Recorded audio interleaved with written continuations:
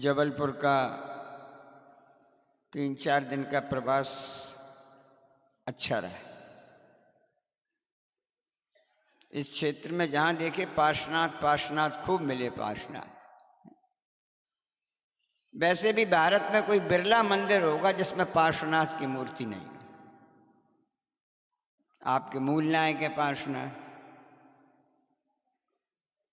पार्श्वनाथ की पूजा करते करते जीवन में कुछ आना चाहिए। 3 बातें याद रखना। कुछ सुनना सीखो, कुछ सहना सीखो और कुछ सुधरना सीखो। 3 बातें।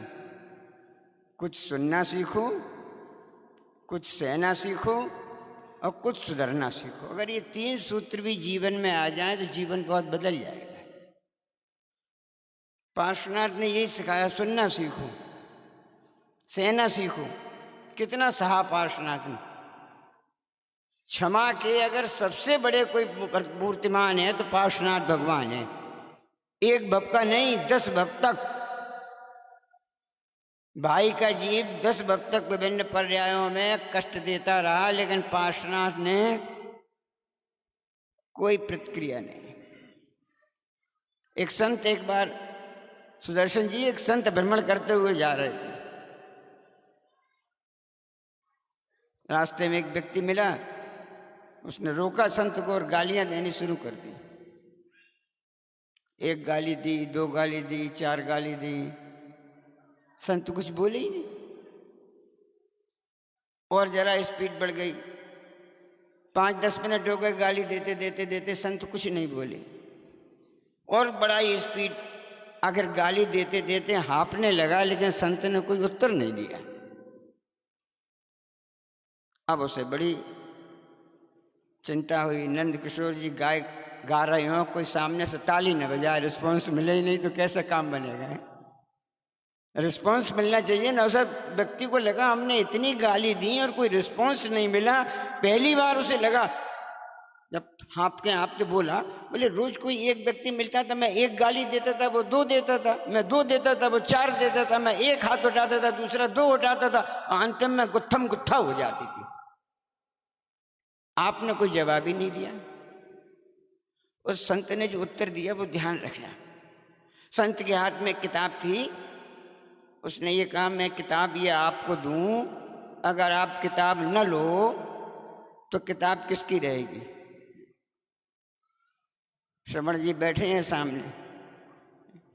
इनका नाम हमें बहुत अच्छा लगता है। जब जब इनका हम नाम लेते हैं तो हमें उन श्रवण कुमार की याद आ जाती है। सुना होगा श्रवण कुमार का नाम। क्या किया तो उनने? अपने माता पिता को कंधों पे बिठा कर तीर्थ यात्रा कराई थी।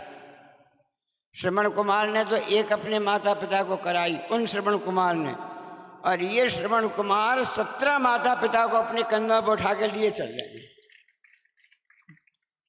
दुर्लभ है, दुर्लभ। दोनों लोग ऐसे समर्पित, ऐसे लोगों को दान देने से भोग भूमि मिलती है।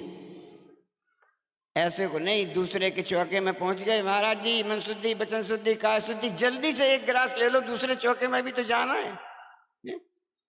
आप दूध पी रहे हो, दूध ले रहे हो, तो उसी में महाराज मिर्च की चटनी डल दूध में चटनी बताओ, दूध में चटनी है। जबलपुर है, जबलपुर है। दूध के उसमें मिठाई, महाराज चटनी डाल दे। इससे भोग भूमि मिलने वाली नहीं, विवेक चाहिए। तो संत ने कहा, हमने आपको पुस्तक दी और आपने पुस्तक नहीं ली, तो पुस्तक किसकी रही? उसने कहा, आपकी रही। बस तुमने इतनी गाली दी, हमने गाली ली नहीं, तो गाली किसकी रही? जब भी कोई सामने से कटु शब्द बोले, जोर से बोले, कठिनता से बोले, थोड़ा थोड़ा आपने अनुभव किया होगा बहुत। अब तो लोग एसी में जाने लगे, पहले थोड़े दिन तक का बहुत से लोग स्लीपर क्लास में जाते होंगे। और जब स्लीपर क्लास में अपन सीट के पास जाओ तो 15 मिनट बड़ी समस्या रहती है। वहाँ कोई दूसरा बैठा है, किसी का सामान, कौन बैठ गया, फालतू में बैठ जाते हैं, हटाओ जल्दी से, हमें सीट, हमारी सीट है, तुम्हारा वेट, 15 मिनट वेट करो, कोई कुछ कहे सुनना करो, बहुत घर में होता है। एक बार एक घर में हम गए, बुला ले पंडित जी भोजन करने चलो, चल गए। हम बैठे थे, वो भी साथ में, हमने उनको बिठा लिया। संयोग से उस दिन दाल में नमक नहीं पड़ा। अब उन्हें जरा पंडित जी आए और दाल में, कैसा भोजन बनाती हो, कैसा ध्यान नहीं रखती हो, नमक नहीं डाला इसमें, कैसा, जल्दी से नमक ला के दो। बड़े उच्च स्वरों में उन्होंने कहा। पत्नी ने भी, कम चिल्लाया करो, डाइनिंग टेबल पर नमक की वो शीशी रखी है, उसमें से अपने आप डालो। ये कभी कोई कह दे, पत्नी पति से कुछ कह दे, पति पत्नी से कुछ दे दे, भाई बहन से कुछ कह दे, आपस में भाई भाई कुछ दे दे, मालिक नौकर से कुछ कह दे, नौकर मालिक से कुछ, वेट। आचार्य कहते हैं थोड़ा सुनना सीखो, एकदम जवाब मत दो। बात कब बिगड़ती है, इधर से सुना और उधर रिस्पॉन्स, इसलिए तुरंत रिस्पॉन्स मत दो। कोई कुछ दे दे, गाली दे दे, घर में कोई एक दूसरे से कुछ दे दे, सासू माँ कुछ कह दे, वेट, थोड़ी देर वेट। अगर थोड़ी देर आपने वेट कर लिया, आप देखना स्थिति बदल जाएगी। इसलिए पहली बात कहता हूं मैं, सुनना सीखो। दूसरी बात कही, सहना सीखो, सहो। हमने परसों 1 साल हो गई, LKG से UKG में आ गए, 1 साल के छोटे बच्चे हैं, अभी तो सीख रहे हैं। 1 साल में हमने भी ये अनुभव किया, सुदर्शन जी, ये मार्ग केवल सहने का मार्ग है। बिहार में चलो तो गुट्टियां सहो, आहार में जाओ तो अनुकूल नहीं मिले, चीज रखी हो, जिस चीज को खाने का मन हो, आदमी वही चीज नहीं पूछता और सब पूछ लेगा। आज अंत में श्रद्धा जी हैं या, श्रद्धा जी के यहाँ गए थे यार, नाम याद हो गया, सब हो गया। अब रात में चाहिए तो अपनी आदत है कि अंत में मीठा चाहिए, जब तक अंत में मीठा नहीं मिले तो लगता आहार हुआ ही नहीं, सच्ची बात बता। अब सब हो गया, चाहिए, खड़े, महाराज दाल लाएं, महाराज चटनी लाएं, महाराज अमरूद लाएं, महाराज फल लाएं। अब महाराज को चाहिए वो नहीं, और मैं चलो भैया पानी पी लो, वही ठीक है, उससे ज़्यादा प्रतीक्षा करने की जरूरत है नहीं। 3-4 घूंट पीवा, तब तक देखो कर्म देखो, उदय काल में होगा तो चीज बिना मांगे मिलेगी, और उदय काल में नहीं होगा तो मांगने पर भी नहीं। इसलिए कर्म सिद्धांत पर विश्वास रखो। खाना खाने बैठा करो, एक सिद्धांत, आज खाना खाने बैठो तो एक ही नियम ले लो, खाना खाएंगे तो मौन पूर्वक खाएंगे, खा के देखो। हमारे संघ से और मत कुछ सीखो। भारत का अनूठा संघ है, आज आपके पुण्य का उदय है कि भारत का अनूठा संघ है कि यहाँ आचार्य भी हैं, उपाध्याय भी हैं, प्रवर्तक भी हैं, निर्यापक भी हैं, साधु भी हैं, आर्यका भी हैं, क्षुल्लक भी हैं, क्षुल्लिका भी हैं। चतुर्विध संघ जो शास्त्र में लिखा है वो आपके सामने बैठ, संघ बहुत आए होंगे आपके यहाँ, बहुत आते होंगे। कहीं आचार्य मुनि है, उधर का डिपार्टमेंट है ही नहीं, कोई माता जी आई तो उधर का डिपार्टमेंट है, इधर का डिपार्टमेंट नहीं है। लेकिन ये ऐसी फैकल्टी है कि इसमें हर डिपार्टमेंट है, हर डिपार्टमेंट। और इस हर डिपार्टमेंट में, कल हमने कहा था ना, सूरज के सामने अभी धूप में बैठो तो गर्मी लगती है, शरद पूर्णिमा के दिन छत पे जाके बैठ जाओ तो शीतलता प्राप्त होती है, आग के पास बैठ जाओ तो गर्मी लगने लगती है। बाहर के उन पुद्गलों का प्रभाव इतना हो सकता है, तो ये हम लोगों का सौभाग्य है कि हम ऐसे तपस्वी के सामने बैठे हैं, तपस्वी के सानिध्य में हैं, उनकी तपस्या से हम सबको भी तप मिल गए। हम सबको, कोई भी ऐसा साधु नहीं जो तप नहीं करता हो। 14 को माया चौका ही नहीं लगता। स्टाफ वाले बहुत खुश रहते हैं, हाँ ये ठीक रहा, 1 महीने में 2 रेस्ट तो मिल जाते ही, चौके की जरूरत ही नहीं, चट्टी उठते ही नहीं। कोई ऐसा नहीं है जो कोई व्रत नहीं कर रहा हो। हम पे तो इनने जाने क्या जादू कर दिया। सही बात, जादूगर वो जादू दिखाते ना, जो चीज नहीं हो सो भी कर दे। इनने हमारे लिए तो ये जादूगर हो गए। हमें बहुत भूख लगती थी, बहुत। इनने एक बार हमने इनसे नियम ले लिया कि 2 बार खाएंगे। लिए तो लिया नियम, मन में आई, 1 साल के लिए लोगों के चक्कर में फंस गए तो ये भी तो डर लगता है ना, घर में ही तो थे। हमने ऐसे नियम ले लिया, हमारे 2 बार खाएंगे। 1 साल कटनी मुश्किल हो गई बहन जी, कटनी। अब वो नाश्ता कर रहे हो पोहा, हम देख रहे खड़े खड़े कि पोहा खा रहे हैं, अपन को खाना ही नहीं है 11 बजे से पहले, और मिठाई खा रहा है अपन खाने, बड़ा चक्कर हो गया। जैसे तैसे 1 साल कट गई, जैसे तैसे। और 21 नवंबर को 1 साल पूरी हुई, हम तुरंत गए इनके पास 26 तारीख को ही। यानी महाराज 1 साल पूरी हो गई, नियम पूरा हो गया 1 साल का। मौन था, मौन, चुप हो गए, इशारा कर दिया 2 बजे आना। हम 2 बजे पहुंच गए, ठीक है। तब तक माता जी आ गई, ज्ञान प्रभा जी ये पहले चली गई वहां, चलो भैया वेट कर लो, बड़ी माता जी जा रही हैं अंदर। 10 मिनट बाद गए कि महाराज जी आपसे नियम लिया था पिछले साल, 1 साल पूरी हो गई। फिर कह दिया चुप, बैठ गए। भैया गुरु आज्ञा माननी पड़ेगी। कागज पेन उठाया, 5 मिनट लगे लिखने में सुदर्शन जी। अब 5 मिनट जब पर्चा हाथ में दिया, मेरे शरीर से पसीना छूट गया, पसीना।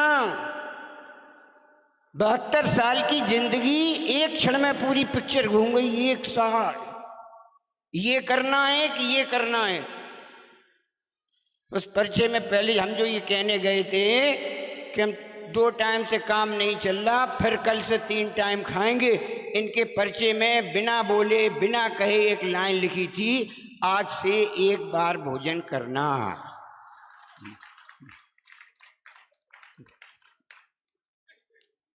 अब आप समझ, हे कंचन बाग वालों, जिंदगी में ऐसे सुधरने के मौके बहुत कम आते हैं, और जो इस अपॉर्चुनिटी का लाभ उठा ले उसका जीवन बदल जाता है। मैं केवल इसलिए कह रहा हूं, साल भर पहले यहीं बैठता था आपके संग बगल में, यहीं बैठता था, आपकी तरह होटल में भी खाता था, क्योंकि अतिथि संविभाग व्रत संपन्न हो गया। कोई आए कोई पूछते ही नहीं मंदिर में।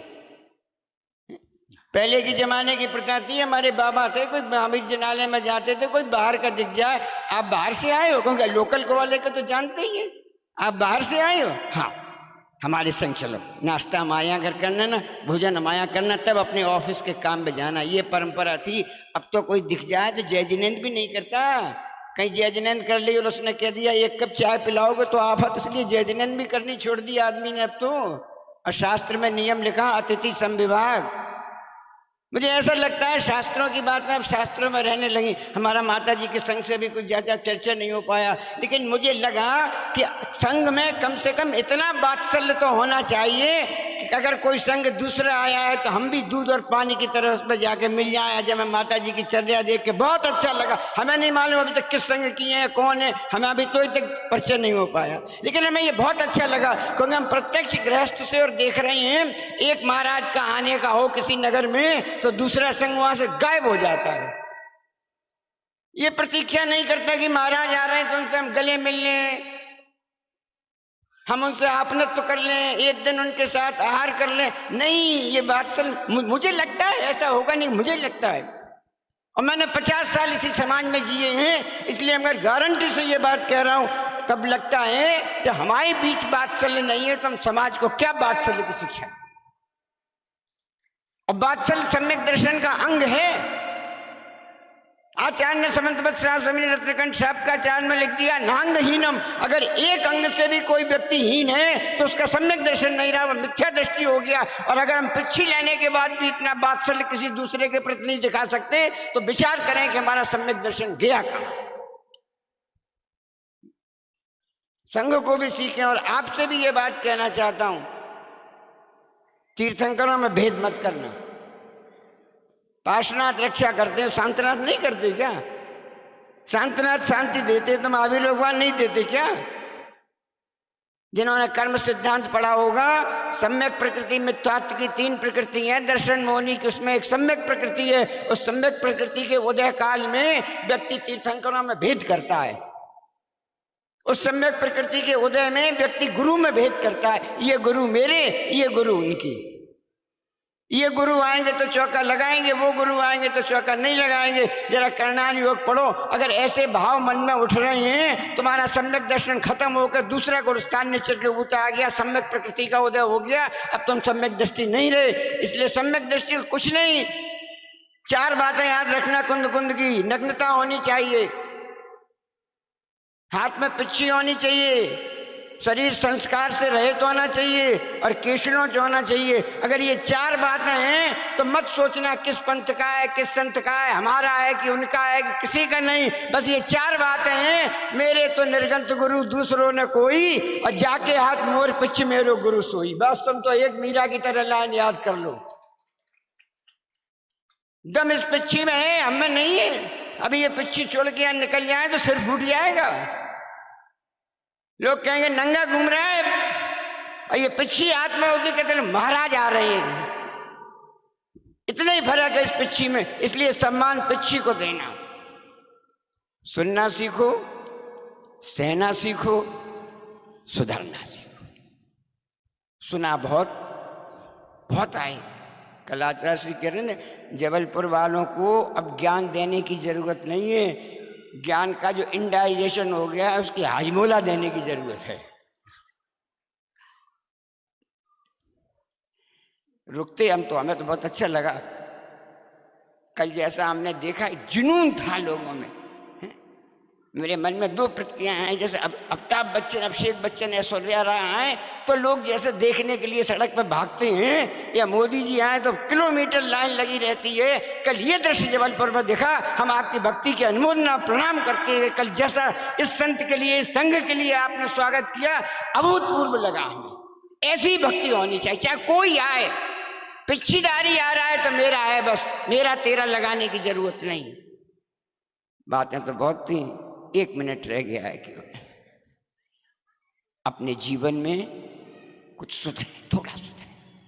15-20 बैठे हैं यहाँ, हर एक से एक बात सीख लो, और एक बात केवल सिखा कर जा रहे हैं। हमसे तो इतना सीख लो, हमने 50 साल किया, उसका प्रतिफल हमने यहाँ पा लिया। सही बात है, 50 साल किया।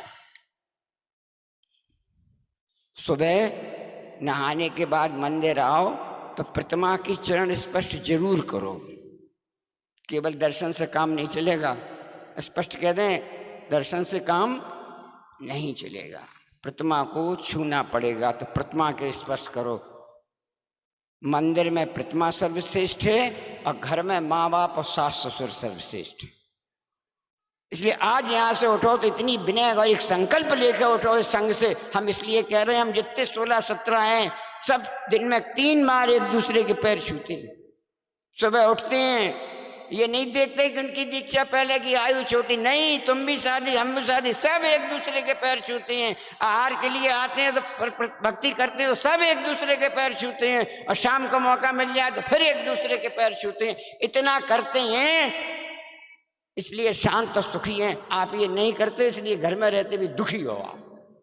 इसलिए एक बात सीख के जाओ, बस समझ कर। कल से सुबह उठो, अपने माता के, अपने पिता के, अपने सास ससुर के, अपने जेठ जेठानी के, अपने देवर के, बड़े भाई के, बहन के, जो भी घर में हो, प्रणाम। और घर में नहीं हो, कहीं बाहर हो, तो एक वीडियो कॉल मिला लेना। पैसा तो लगता नहीं, अब तो एक बार रिचार्ज करा लो, कितनी देर बात करो। जितनी देर पत्नी या प्रेमिका से बात करती हो, उससे थोड़े अंश में कभी माता पिता को भी बात पैर करके, माँ जी चरण स्पर्श, पिताजी चरण स्पर्श। बाहर घूमने भी जाओ तो कह देना सासू जी चरण स्पर्श, ससुर जी चरण स्पर्श। एक गुण आ जाए जीवन में। समय पूरा हो गया है, इसलिए एक गुण के साथ बात करते हैं। लेकिन अगर ध्यान रखना, अगर एक गुण भी ये जीवन में आ गया तो आपको जिंदगी भर याद रहेगा, कोई अंतर्मना का संघ यहाँ आया था। आपका सौभाग्य है कि विश्व का सर्वश्रेष्ठ तपस्वी संत आपकी आंखों के सामने बैठा है, और इनकी तपस्या देख के अगर अपने जीवन में भी कुछ तपस्या के परमाणु नहीं आए तो पिक्चर जैसी हो गई। 3 घंटे हॉल में बैठ के देखी, या घर के बेड पर टीवी चला के देखी, 3 घंटे बाद खत्म, जहाँ का तहाँ मामला। ये पिक्चर नहीं है, ये भविष्य के होने वाले तीर्थंकर का प्रथमान योग का एक इतिहास है, बन रहा है। इसलिए कुछ सुनने, कुछ सुधरें, कुछ सहें। अगर ये आ गया जीवन में तो बदल जाएगा।